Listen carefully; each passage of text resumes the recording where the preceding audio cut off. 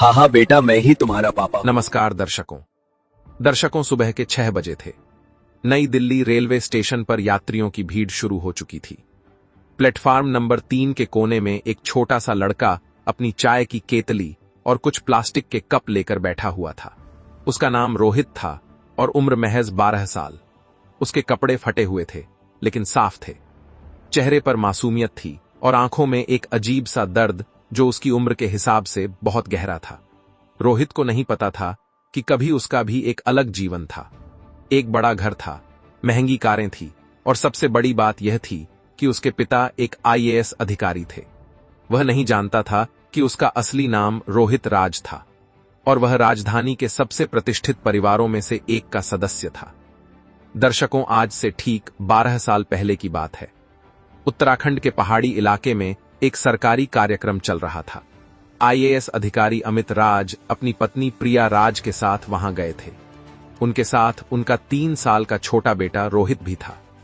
अमित राज उस समय उत्तराखंड के एक जिले के कलेक्टर थे और वे इस कार्यक्रम की मुख्य जिम्मेदारी संभाल रहे थे। कार्यक्रम 2 दिन का था। पहले दिन सब कुछ बहुत अच्छा रहा। स्थानीय लोगों ने बहुत प्रेम से उनका स्वागत किया था। छोटा रोहित भी खुश था क्योंकि उसे पहाड़ों की हरियाली बहुत पसंद आई थी। वह अपने माता पिता का हाथ पकड़कर इधर उधर घूमता रहता था। दूसरे दिन कार्यक्रम शाम को खत्म हुआ।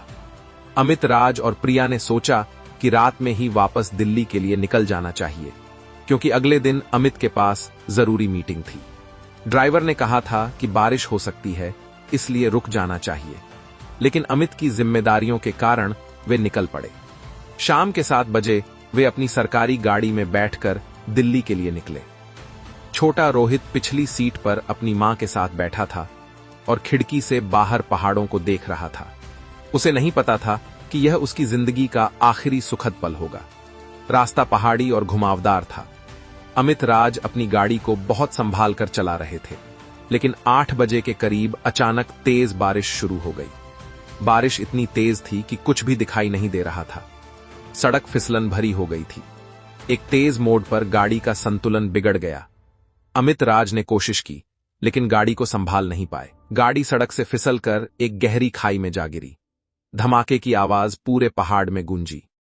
प्रिया राज की मौके पर ही मृत्यु हो गई। अमित राज बुरी तरह घायल हो गए, लेकिन वे जिंदा थे। छोटा रोहित कहीं नजर नहीं आ रहा था। पास से गुजरने वाले कुछ स्थानीय लोगों ने आवाज सुनी और मदद के लिए पहुंचे। अमित राज को तुरंत अस्पताल पहुंचाया गया। जब उनका होश आया तो सबसे पहले उन्होंने रोहित के बारे में पूछा। डॉक्टरों और पुलिस ने बताया कि गाड़ी की हालत बहुत खराब थी और रोहित कहीं नजर नहीं आ रहा। 3 दिन तक रेस्क्यू टीम ने खाई और आसपास के इलाके में खोजा। हेलीकॉप्टर से भी खोज की गई, लेकिन छोटे रोहित का कोई निशान नहीं मिला। पुलिस और डॉक्टरों का मानना था कि बच्चा शायद खाई में ही कहीं दब गया हो या बह गया हो। अमित राज का दिल टूट गया था। एक ही दिन में उन्होंने अपनी पत्नी और बेटे दोनों को खो दिया था। वे महीनों अस्पताल में रहे और जब ठीक हुए तो एक बिल्कुल अलग इंसान बन चुके थे। लेकिन उस रात जो वाकई हुआ था वह कुछ और ही था। जब गाड़ी खाई में गिरी तो छोटा रोहित गाड़ी से बाहर निकल गया था। वह एक पेड़ की शाखा से टकराकर बेहोश हो गया था और फिर ढलान से लुढ़कते हुए नीचे एक छोटी सी नदी में जा गिरा था। नदी का पानी तेज नहीं था, लेकिन बेहोश बच्चे को कुछ दूर बहा ले गया। खुशकिस्मती से वह एक बड़े पत्थर से टकराकर रुक गया।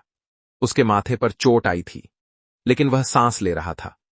उसी रात खाई से लगभग 2 मी दूर रामू काका नाम का एक आदमी अपना काम कर रहा था। रामू काका एक मजदूर था जो जंगल से लकड़ी काटकर शहर में बेचने का काम करता था। वह बहुत गरीब था, लेकिन दिल का बहुत साफ था। रामू काका रात के समय काम करता था क्योंकि दिन में बहुत गर्मी होती थी। वह नदी के किनारे कुछ सूखी लकड़ियां इकट्ठा कर रहा था जब उसे पानी में कुछ हलचल दिखाई दी। पहले उसे लगा कि कोई जानवर होगा, लेकिन जब वह नजदीक गया तो देखा कि एक छोटा बच्चा पानी में पड़ा हुआ है। बच्चा बेहोश था, लेकिन सांस ले रहा था। रामू काका का दिल जोर से धड़कने लगा। उसने तुरंत बच्चे को पानी से बाहर निकाला। बच्चे के कपड़े फटे हुए थे और माथे पर खून बह रहा था। रामू काका समझ गया कि कोई दुर्घटना हुई है। उसने इधर उधर देखा कि कहीं बच्चे के माता पिता तो नहीं है, लेकिन आसपास कोई नजर नहीं आया। रामू काका ने बच्चे को अपनी शर्ट में लपेटा और तेजी से अपने घर की तरफ भागा। उसका घर एक छोटी सी झोपड़ी थी जो जंगल के किनारे थी। उसकी पत्नी की मृत्यु कई साल पहले हो चुकी थी और वह अकेला रहता था। घर पहुंचकर उसने बच्चे का खून साफ किया और उसे अपने बिस्तर पर लिटाया। बच्चे के माथे की चोट गहरी नहीं थी, लेकिन वह अभी भी बेहोश था। रामू काका रात भर उसकी देखभाल करता रहा। अगली सुबह बच्चे की आंखें खुली। वह डर गया था और रोने लगा। रामू काका ने उसे प्यार से संभाला और खाना खिलाने की कोशिश की। बच्चा भूखा था, इसलिए उसने थोड़ा खाना खाया। रामू काका ने बच्चे से पूछा कि उसका नाम क्या है और उसके मां बाप कहां हैं, लेकिन बच्चे को कुछ भी याद नहीं था। वह सिर्फ रोता रहता था। डॉक्टर दिखाने के लिए पैसे नहीं थे, लेकिन गांव के एक बुजुर्ग ने बताया कि यह सिर की चोट की वजह से हो सकता है। कई बार सिर पर चोट लगने से याददाश्त चली जाती है। रामू काका ने सोचा कि पुलिस में रिपोर्ट करनी चाहिए, लेकिन उसे डर था कि कहीं पुलिस उस पर ही शक ना करे। गरीब आदमी और पुलिस के बीच अक्सर समस्याएं होती रहती थी। कुछ दिन बाद जब बच्चा थोड़ा ठीक हो गया तो रामू काका ने उसका नाम रोहित रखा। उसे लगा कि यह नाम अच्छा है। धीरे धीरे रोहित को रामू काका के साथ रहने की आदत हो गई। रोहित बहुत तेज बुद्धि का था। हालांकि उसे अपना पिछला जीवन याद नहीं था, लेकिन वह चीजों को जल्दी सीखता था। रामू काका ने उसे पढ़ना लिखना सिखाया। रामू काका का जीवन आसान नहीं था। वह सुबह 4 बजे उठता था, रोहित के लिए खाना बनाता था, फिर जंगल जाकर लकड़ी काटता था। शाम को वापस आकर उसे पढ़ाता था। रोहित भी समझदार था। वह रामू काका की मदद करने की कोशिश करता था। वह घर का काम करता था और कभी कभी रामू काका के साथ बाजार भी जाता था। साल बीतते गए। रोहित बड़ा होता गया। वह हमेशा रामू काका को अपना पिता मानता था। उसे कभी नहीं लगा कि वह उसका असली पिता नहीं है। रामू काका भी उसे अपने बेटे की तरह प्यार करता था, लेकिन गरीबी की मार में कभी कभी स्कूल की फीस भी नहीं जुटा पाते थे। फिर भी रामू काका ने कभी हार नहीं मानी। वह चाहता था कि रोहित पढ़ लिखकर कुछ बने। 12 साल बीत गए। रोहित अब एक समझदार लड़का बन गया था। वह देखता था कि रामू काका दिन ब दिन कमजोर होते जा रहे हैं। उनके हाथ कांपते थे और सांस लेने में तकलीफ होती थी। रोहित का दिल भर आता था जब वह रामू काका को मेहनत करते देखता था। उसने मन में ठान लिया था कि अब उसकी बारी है कि वह रामू काका की देखभाल करे। आज रोहित स्टेशन पर अपनी छोटी सी चाय की दुकान लगाकर बैठा था। उसे नहीं पता था कि आज का दिन उसकी जिंदगी बदलने वाला है। उसे नहीं पता था कि इस शहर में कहीं उसके असली पिता अमित राज अभी भी उसकी तलाश में थे। रोहित की दिनचर्या बिल्कुल तय थी। सुबह 4 बजे उठना, रामू काका के लिए चाय बनाना, फिर अपनी चाय की तैयारी करके स्टेशन जाना। वह हमेशा प्लेटफार्म नंबर 3 के उसी कोने में अपनी दुकान लगाता था जहां से उसे अच्छी आमदनी होती थी। रोहित की चाय की गुणवत्ता अच्छी थी। वह हमेशा साफ सुथरे कप इस्तेमाल करता था और चाय में सही मात्रा में दूध, चीनी और चाय पत्ती डालता था। इसी कारण उसके नियमित ग्राहक बन गए थे। रामू काका की तबीयत पिछले 6 महीनों से लगातार बिगड़ती जा रही थी। डॉक्टर ने बताया था कि उन्हें दिल की समस्या है और उन्हें भारी काम नहीं करना चाहिए, लेकिन गरीबी की मजबूरी में वे काम करने को मजबूर थे। एक दिन रोहित ने देखा कि रामू काका कुल्हाड़ी उठाने में भी मुश्किल महसूस कर रहे थे। उनके हाथ बुरी तरह कांप रहे थे और पसीना छूट रहा था। उस दिन रोहित का मन बहुत भारी हो गया। शाम को जब रामू काका थके मांदे घर लौटे तो रोहित ने उनसे कहा, काका, अब आप काम पर नहीं जाएंगे। आपकी तबीयत ठीक नहीं है। रामू काका ने मुस्कुराकर कहा, अरे बेटा, अभी तो मैं काम कर सकता हूं। तेरी पढ़ाई का क्या होगा? रोहित ने दृढ़ता से कहा, आपने मुझे 12 साल तक पाला है। अब मेरी बारी है। अब आप आराम करेंगे और मैं पैसे कमाऊंगा। रामू काका की आंखें भर आई। वे समझ गए थे कि रोहित अब बच्चा नहीं रह गया है। उसमें जिम्मेदारी की भावना आ गई है। अगले दिन से रोहित ने स्टेशन पर चाय बेचना शुरू कर दिया। पहले दिन उसने सिर्फ 60 कमाए, लेकिन वह खुश था। घर जाकर जब उसने रामू काका को पैसे दिए तो उनकी आंखें भर आईं। बेटा, मैं अभी भी काम कर सकता हूं। रामू काका ने कहा, नहीं काका, अब आप सिर्फ आराम करेंगे। डॉक्टर ने मना किया है। रोहित ने कहा। धीरे धीरे रोहित को स्टेशन की दिनचर्या समझ आने लगी। वह सुबह 6 बजे पहुंच जाता था और रात 8 बजे तक काम करता था। उसके ग्राहक बढ़ने लगे क्योंकि वह मेहनत से काम करता था और ईमानदारी से पैसे लेता था। रोहित ने एक नियम बनाया था कि वह हर कप चाय के 10 लेता था। रुपए लेगा, चाहे ग्राहक कितना भी अमीर हो या गरीब। उसका मानना था कि ईमानदारी ही सबसे बड़ा धर्म है। कुछ हफ्तों में ही वह दिन में 250 से 300 कमाने लगा था। इससे रामू काका की दवाइयां आ जाती थी और घर का खर्च भी चल जाता था। रामू काका की तबीयत भी धीरे धीरे सुधरने लगी थी। स्टेशन पर कई तरह के लोग आते थे। कुछ बहुत अच्छे थे जो रोहित से प्यार से बात करते थे। कुछ लोग रूखे थे लेकिन फिर भी उसका काम करा लेते थे। रोहित सबके साथ एक समान व्यवहार करता था। उधर दिल्ली में आईएएस अधिकारी अमित राज अपने दुख के साथ जी रहे थे। वे अब गृह मंत्रालय में सचिव के पद पर थे। उनकी प्रतिष्ठा बहुत थी, लेकिन अंदर से वे बिल्कुल खाली थे। 12 साल हो गए थे, लेकिन वे रोज अपने बेटे को याद करते थे। अमित राज का दिन ऑफिस के काम में बीतता था। वे अपने काम में इतने व्यस्त रहते थे कि दुख के बारे में सोचने का समय ही नहीं मिलता था। लेकिन रात में जब वे अकेले होते तो रोहित की यादें उन्हें परेशान करती रहती थी। वे अक्सर सोचते थे कि अगर उस दिन वे रात में ना निकले होते तो आज रोहित उनके साथ होता। यह अपराध बोध उन्हें हमेशा सताता रहता था। वापस स्टेशन पर रोहित अपने काम में मग्न था। आज सोमवार की सुबह थी और स्टेशन पर हमेशा से ज्यादा भीड़ थी। रोहित अपनी चाय बना रहा था जब उसे दूर से एक महंगी गाड़ी आती दिखाई दी। गाड़ी से एक आदमी उतरा जो बहुत अमीर लग रहा था। उसके पास महंगे कपड़े थे, सोने की चैन थी और हाथ में महंगी घड़ी थी। यह राजेश अग्रवाल था जो सुप्रीम कोर्ट का मशहूर वकील था। राजेश अग्रवाल अपने रुतबे का बहुत घमंड था। वह हमेशा लोगों को अपनी दौलत दिखाकर प्रभावित करने की कोशिश करता था। उसका मानना था कि पैसा ही सब कुछ है और गरीब लोग उसके गुलाम हैं। राजेश अग्रवाल ट्रेन का इंतजार कर रहा था। उसे सुप्रीम कोर्ट में एक जरूरी केस की सुनवाई के लिए मुंबई जाना था। वह अपने फोन में व्यस्त था जब उसे चाय की सुगंध आई।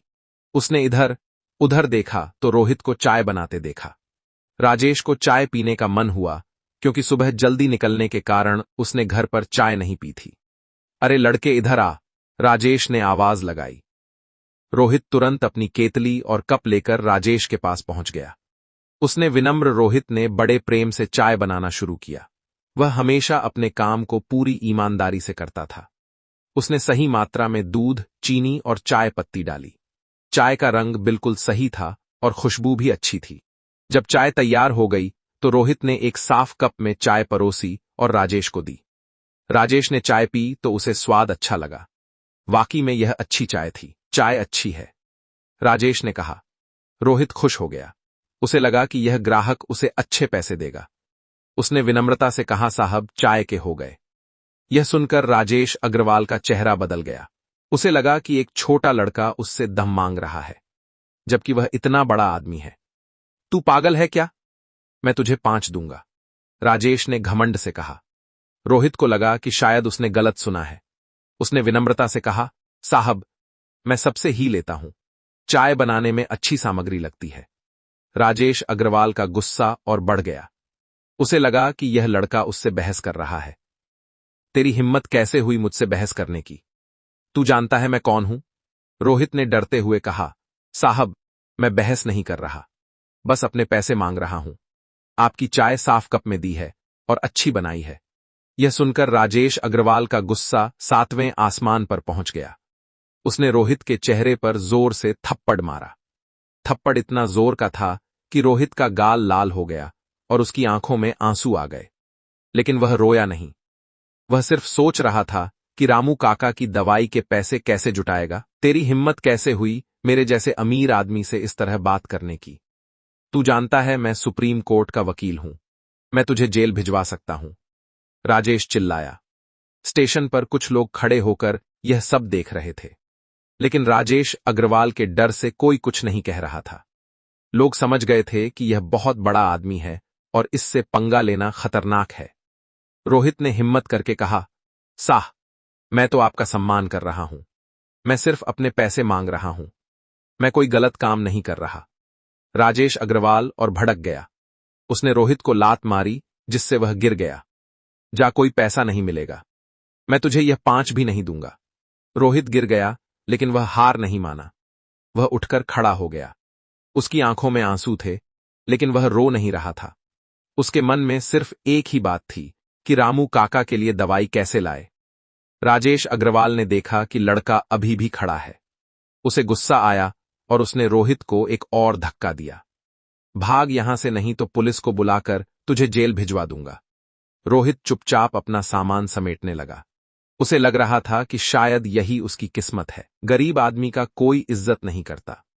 लेकिन रोहित नहीं जानता था कि उसकी मदद करने वाला कोई फरिश्ता आने वाला था। आज का दिन उसकी जिंदगी को हमेशा के लिए बदलने वाला था। ठीक उसी समय जब राजेश अग्रवाल रोहित को परेशान कर रहा था, स्टेशन पर एक सफेद गाड़ी आकर रुकी। गाड़ी से एक महिला उतरी जो 45 साल की उम्र में भी बहुत गरिमामय लग रही थी। यह डॉक्टर सुधा शर्मा थी, जो राष्ट्रीय महिला सुरक्षा आयोग की चेयरपर्सन थी। डॉक्टर सुधा शर्मा किसी कार्यक्रम के सिलसिले में दूसरे शहर जा रही थी। वे अपने काम के लिए जानी जाती थी और हमेशा गरीब और कमजोर लोगों के हक में आवाज उठाती रहती थी। उन्होंने अपने जीवन में कई लड़ाइयां लड़ी थी और न्याय के लिए संघर्ष करना उनकी आदत थी। जब उन्होंने देखा कि एक बड़ा आदमी एक छोटे बच्चे को मार रहा है, तो उनका खून खौल गया। वे तुरंत राजेश अग्रवाल के पास गई। आपने इस बच्चे को क्यों मारा? डो सुधा शर्मा ने कड़ी आवाज में पूछा। राजेश अग्रवाल ने घूर कर उन्हें देखा। उसे लगा कि यह कोई साधारण औरत है जो उससे सवाल कर रही है। तुम कौन होती हो मुझसे सवाल करने वाली? तुझे पता है मैं कौन हूं? डो सुधा शर्मा ने शांति से कहा। इससे कोई फर्क नहीं पड़ता कि आप कौन हैं या मैं कौन हूं। सवाल यह है कि आपने एक मेहनतकश बच्चे को क्यों मारा? यह लड़का मुझसे मांग रहा था, जबकि इसकी चाय 5 की भी नहीं है। इसकी यही औकात है, राजेश अग्रवाल ने अहंकार से कहा। डॉ सुधा शर्मा ने रोहित की तरफ देखा। बच्चे का गाल अभी भी लाल था और आंखों में आंसू थे, लेकिन वह रो नहीं रहा था। उन्हें लगा कि इस बच्चे में बहुत हिम्मत है। बेटा, तुमने कुछ गलत किया है? डॉ सुधा शर्मा ने प्यार से पूछा। रोहित ने हिचकिचाकर कहा, नहीं मैडम, मैंने सिर्फ अपनी मेहनत के पैसे मांगे थे। मैं सबसे लेता हूं। तो इसमें गलत क्या है? यह बच्चा अपनी मेहनत के पैसे मांग रहा है। आपको कोई हक नहीं है इसे मारने का, डॉ सुधा शर्मा ने राजेश से कहा। राजेश अग्रवाल हंसकर बोला, अरे औरत, तू भी इसका साथ देगी? जा, जो तेरे बस की हो वो कर। मैं इसको अब एक पैसा भी नहीं दूंगा। डॉ सुधा शर्मा को समझ आ गया कि यह आदमी बिल्कुल गलत है और इसे सबक सिखाना जरूरी है। उन्होंने रोहित से कहा, बेटा मेरे साथ चलो। रोहित पहले डरा, उसे नहीं पता था कि यह महिला कौन है। लेकिन जब उसने डॉ सुधा शर्मा की आंखों में स्नेह देखा तो उसका डर भाग गया। वह समझ गया कि यह औरत उसकी मदद करना चाहती है। डॉ सुधा शर्मा रोहित को पास के पुलिस स्टेशन ले गई। थानेदार ने जब डॉ सुधा शर्मा को देखा तो वह तुरंत खड़ा हो गया। वह जानता था कि यह बहुत बड़ी अधिकारी हैं। साहब, इस बच्चे का एफआईआर लिखवाना है, डॉ सुधा शर्मा ने कहा। रोहित ने घबराकर कहा, मैडम मैं तो गरीब हूं, मैं इन अमीरों से कैसे लड़ूंगा? यह तो सिर्फ इसकी बात है। सुधा शर्मा ने समझाया, बेटा बात सिर्फ की नहीं है, बात तुम्हारी इज्जत की है, तुम्हारे सम्मान की है। अगर हर किसी के साथ ऐसा होने लगे तो यह दुनिया कैसे चलेगी? रोहित को समझ आ गया कि यह महिला सच में उसकी भलाई चाहती है। उसने हिम्मत करके एफआईआर लिखवा दी। उसने बताया कि राजेश अग्रवाल ने उसे बिना किसी गलती के मारा है और उसके पैसे भी नहीं दिए हैं। उसी समय स्टेशन पर एक पत्रकार भी मौजूद था। विकास कुमार नाम का यह पत्रकार एक छोटे अखबार के लिए काम करता था। जब राजेश अग्रवाल ने रोहित को मारा था तो उसने पूरा वीडियो रिकॉर्ड कर लिया था। विकास एक जिम्मेदार पत्रकार था। उसका मानना था कि इस तरह की घटनाओं को लोगों के सामने लाना चाहिए ताकि समाज में जागरूकता फैले। उसने तुरंत वह वीडियो सोशल मीडिया पर अपलोड कर दिया। वीडियो के साथ उसने लिखा, यह है हमारे समाज की सच्चाई। एक मशहूर वकील ने एक मेहनतकश बच्चे को सिर्फ इसलिए मारा क्योंकि वह अपनी मेहनत के पैसे मांग रहा था। वीडियो में साफ दिखाई दे रहा था कि कैसे राजेश अग्रवाल ने रोहित को थप्पड़ मारा था और लात मारी थी। यह भी दिख रहा था कि रोहित ने कोई गलती नहीं की थी। कुछ ही घंटों में यह वीडियो वायरल हो गया।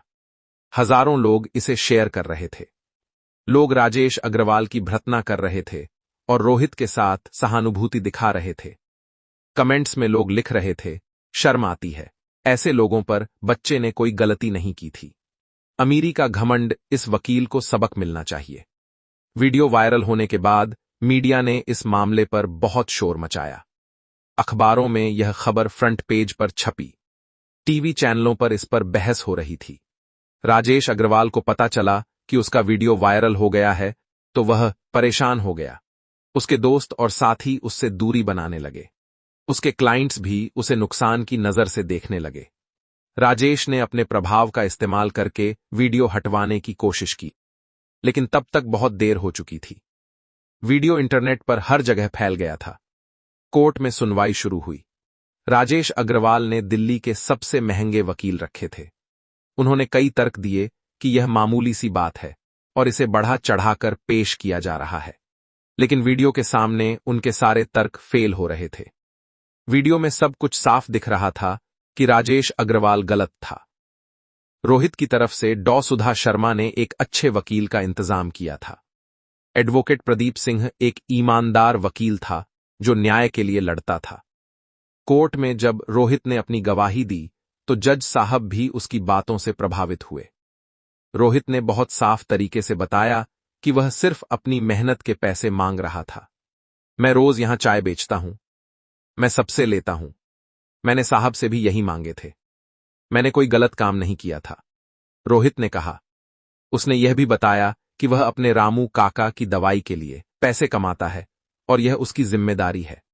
जज साहब ने कहा, यह बच्चा सिर्फ अपना हक मांग रहा था। मेहनतकश का अपमान करना और उसके साथ मारपीट करना अदालत की नजर में गुनाह है। राजेश अग्रवाल के वकीलों ने कई बार कोशिश की कि मामले को दबाया जाए, लेकिन वीडियो इतना साफ था कि कोई बचने का रास्ता नहीं था। अदालत में रोज भीड़ लगी रहती थी। लोग इस केस में बहुत दिलचस्पी ले रहे थे। मीडिया भी रोज कोर्ट के बाहर रिपोर्टिंग कर रहा था। रोहित रोज अदालत जाता था। डॉ सुधा शर्मा उसका साथ देती रही।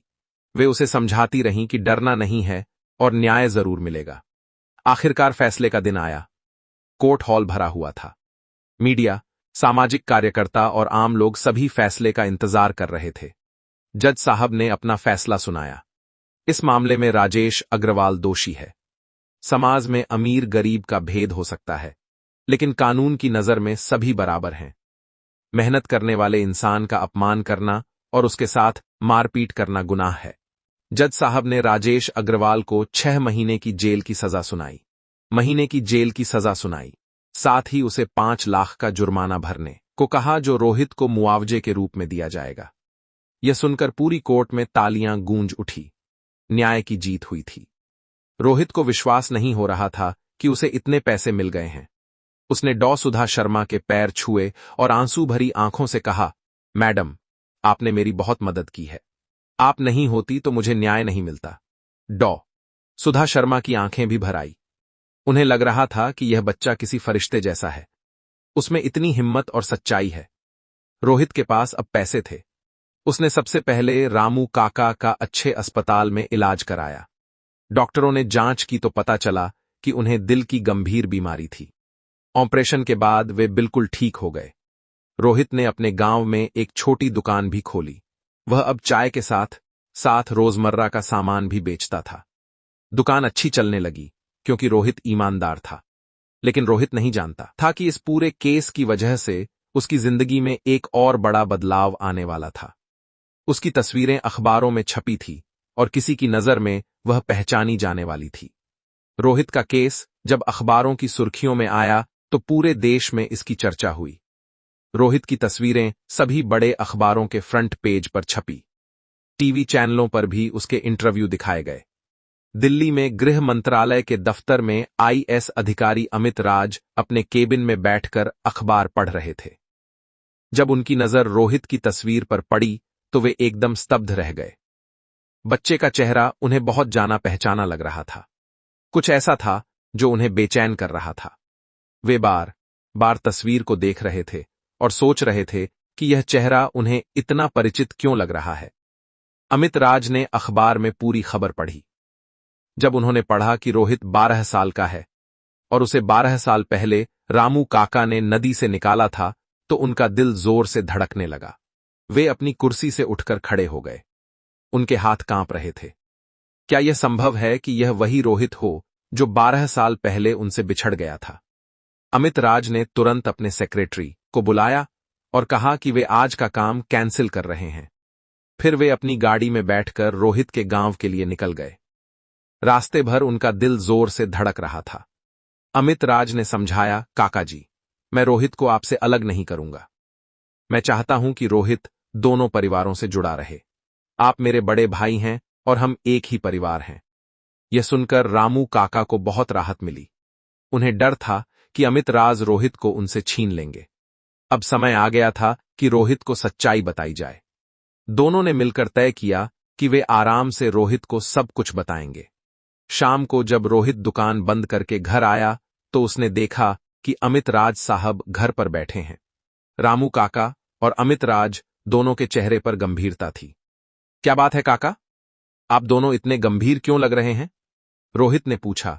रामू काका ने प्यार से रोहित को अपने पास बिठाया। बेटा, आज तुझे कुछ जरूरी बात बतानी है। रोहित ने देखा कि दोनों के चेहरे पर अजीब सा भाव है।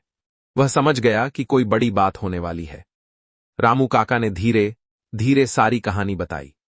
उन्होंने बताया कि अमित राज रोहित के असली पिता हैं और 12 साल पहले एक्सीडेंट में वे अलग हो गए थे। जब रोहित को पता चला कि अमित राज उसके असली पिता हैं, तो वह पूरी तरह सन्न रह गया। उसे विश्वास नहीं हो रहा था कि जिन्हें वह साहब कहकर बुलाता था, वे उसके पिता हैं। रोहित को समझने में कुछ समय लगा। वह कभी अमित राज को देखता था, कभी रामू काका को। उसके मन में बहुत सारे सवाल थे। तो क्या मेरा असली नाम रोहित नहीं है? उसने पूछा। अमित राज ने कहा, बेटा, तुम्हारा नाम रोहित राज है, लेकिन रामू काका ने जो नाम दिया है वही सही है, क्योंकि उन्होंने तुम्हें पाला है। फिर रोहित ने अमित राज के पास जाकर कहा, पापा। यह शब्द सुनकर अमित राज की आंखों से आंसुओं का सैलाब बह निकला। 12 साल बाद किसी ने उन्हें पापा कहा था। वे रोहित को गले लगाकर रोने लगे। रोहित भी समझ गया था कि यह वही पिता हैं जिनकी तलाश उसे अपने दिल में हमेशा रहती थी। हालांकि उसे कुछ याद नहीं था, लेकिन दिल में एक अजीब सा लगाव था। लेकिन रोहित ने साफ कह दिया, पापा, रामू काका हमेशा मेरे पहले पापा रहेंगे, क्योंकि उन्होंने मुझे पाला है। आप मेरे दूसरे पापा हैं। अमित राज ने कहा, बिल्कुल सही कहा बेटा, मैं भी यही चाहता हूं। उन्होंने रामू काका से कहा, जी, आप मेरे बड़े भाई हैं। अब हम एक ही परिवार हैं। रोहित दोनों घरों का बेटा रहेगा। रामू काका की आंखें भी भर आई। वे खुश थे कि रोहित को उसके असली पिता मिल गए हैं, लेकिन उन्हें यह भी डर था कि कहीं रोहित उन्हें भूल ना जाए। रोहित ने रामू काका को देखकर कहा, आप चिंता मत करिए। आप मेरे असली पापा हैं, क्योंकि आपने मुझे पाला है। मैं आपको कभी नहीं छोड़ूंगा। अब खुशियों का माहौल था। 12 साल बाद एक परिवार फिर से मिल गया था। अमित राज ने कहा, अब तुम दोनों दिल्ली चलोगे। मेरे पास बड़ा घर है। रोहित की अच्छी शिक्षा का इंतजाम करूंगा। रोहित की पढ़ाई का इंतजाम दिल्ली के बेस्ट स्कूल में किया गया। वह बहुत होशियार था और जल्दी सीखता था। अमित राज ने उसे सभी सुविधाएं दी, लेकिन यह भी सिखाया कि गरीबी के दिनों को कभी नहीं भूलना चाहिए। रामू काका भी दिल्ली आ गए। अमित राज के बड़े घर में उनका अलग कमरा था। अब वे दादाजी की तरह रोहित का ख्याल रखते थे। रोहित अब 2 परिवारों के प्यार में पला रहा था। अमित राज उसे आधुनिक शिक्षा देते थे और रामू काका उसे जिंदगी के असली मूल्य सिखाते थे। रोहित ने कभी अपने संघर्ष के दिनों को नहीं भुलाया। वह अक्सर अपने स्कूल के दोस्तों को बताता था कि गरीब होना कोई शर्म की बात नहीं है। मेहनत करना और ईमानदारी से काम करना सबसे बड़ी बात है। डॉ सुधा शर्मा भी रोहित से मिलने आती रहती थी। वे रोहित को अपने बेटे की तरह मानती थी। रोहित भी उन्हें अपनी मां की तरह सम्मान देता था। कुछ साल बाद रोहित ने अपनी पढ़ाई पूरी की और अपने पिता की तरह आईएएस बनने का फैसला किया। वह चाहता था कि समाज की सेवा करें और गरीबों की मदद करें। रोहित की मेहनत रंग लाई और वह आईएएस एग्जाम में टॉप